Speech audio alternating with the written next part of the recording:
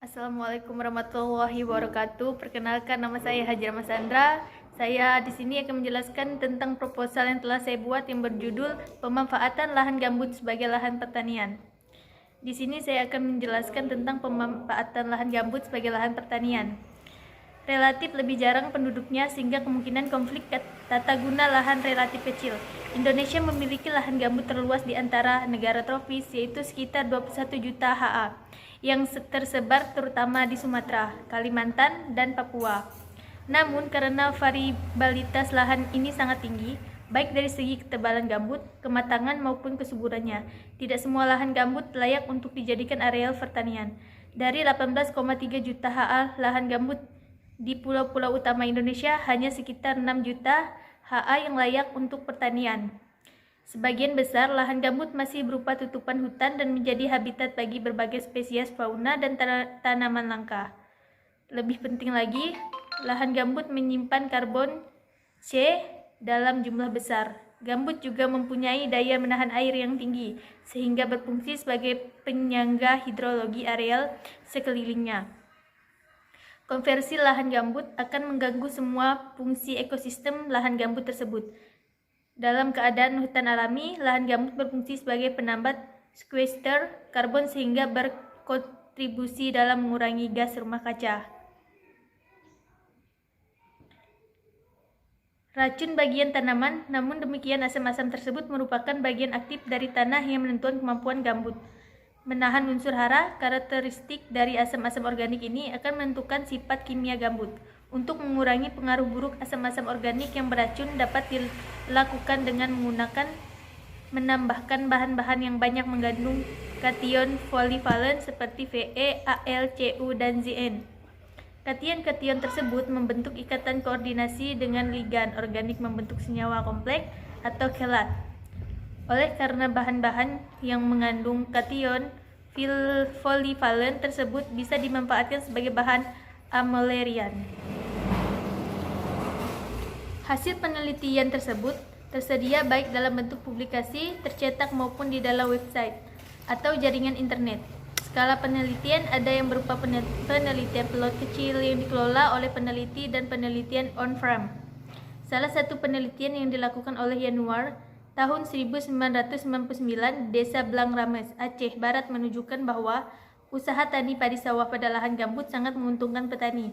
Nilai rasio penerimaannya, biaya rasio RC, usaha tani padi tersebut mencapai 1,56 yang maknanya dari total biaya usaha tani.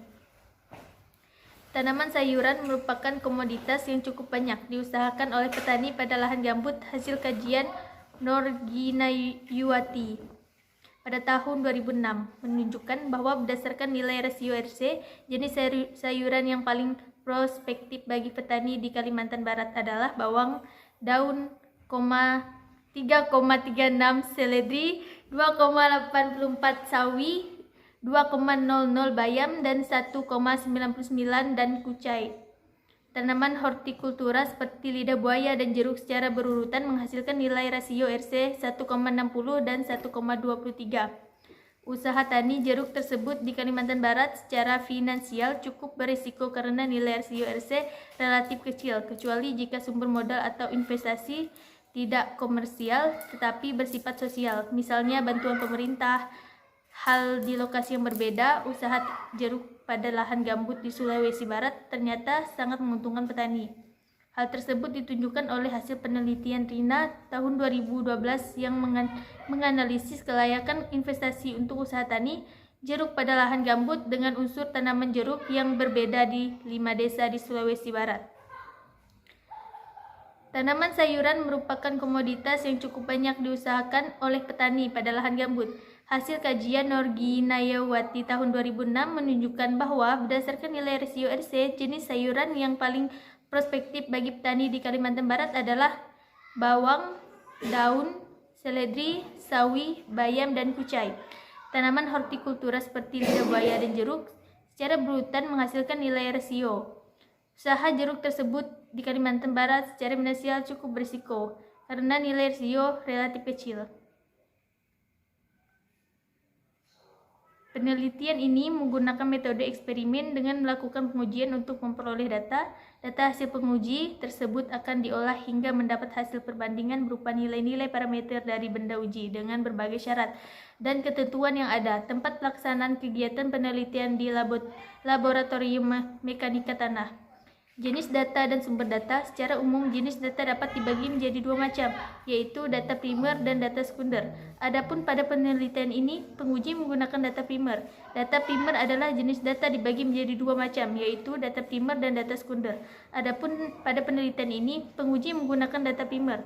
Data primer adalah data yang didapat secara langsung setelah melakukan penelitian yang mengacu pada petunjuk manual. Adapun data primer yang dipakai dalam penelitian ini. Bahan penelitian: tanah gambut. Pengambilan sampel benda uji tanah gambut menggunakan metode terganggu disturb sample dengan cara mencangkul sampai kedalaman 50 cm. Kemudian tanah dikeringkan dengan cara dijemur secara massal untuk mendapatkan kondisi tanah kering. Udara pengeringan ini dilakukan karena tanah gambut yang digunakan untuk penelitian ini merupakan tanah gambut daerah rawa, Pening, Kabupaten Semarang, Jawa. Tanaman sayuran merupakan komoditas yang cukup banyak diusahakan oleh petani pada lahan gambut. Hasil kajian Norgia Wayuwati tahun 2006 menunjukkan bahwa berdasarkan nilai rasio jenis sayuran yang paling prospektif bagi petani di Kalimantan Barat adalah bawang daun, seledri, sawi, bayam, dan kucai. Tanaman hortikultura seperti lidah buaya dan jeruk secara berurutan menghasilkan nilai rasio usaha tani jeruk tersebut di Kalimantan Barat secara finansial cukup berisiko karena nilai bantuan pemerintah lain hanya di lokasi yang berbeda. Usaha tani jeruk pada lahan gambut di Sulawesi Barat ternyata sangat menguntungkan petani. Hal tersebut ditunjukkan oleh hasil penelitian RINA tahun 2012 yang menganalisis kelayakan investasi untuk usaha tani jeruk pada lahan gambut dengan umur tanam jeruk yang berbeda di 5 desa di Sulawesi Barat. Pada tingkat diskon faktor DF 24%, nilai internal rate of return IRR bersekitar antara 39,8 sampai dengan 49,5%. Keuntungan bersih terkini sekitar 2,5 sampai 7,8 juta hektar dan nilai rasio. Gambar 7 dan gambar 8 masing-masing menyajikan kondisi tanaman sayuran dan jeruk pada lahan gambut. Ciri-ciri tanah gambut. Tanah gambut biasanya memiliki ciri-ciri bertekstur basah, lembek, dan lunak. Selain itu, warna tanah gambut juga terlihat agak gelap. Tanah gambut juga memiliki sifat asam yang tinggi. Tanah gambut cenderung kurang subur karena memiliki unsur hara yang terbatas. Tanah gambut. Pengambilan sampel benda uji tanah gambut menggunakan metode terganggu. Disebut sampel dengan cara mencangkul sampai kedalaman 50 cm, kemudian tanah dikeringkan dengan cara dijemur secara massal untuk mendapatkan kondisi tanah kering. Udara pengeringan ini dilakukan karena tanah gambut yang digunakan untuk penelitian ini merupakan tanah gambut dan daerah paling Pening di Kabupaten Semarang, Jawa. Ini adalah bahan penelitiannya. Sampai di sini yang dapat saya jelaskan. Kurang dan lebihnya saya minta maaf.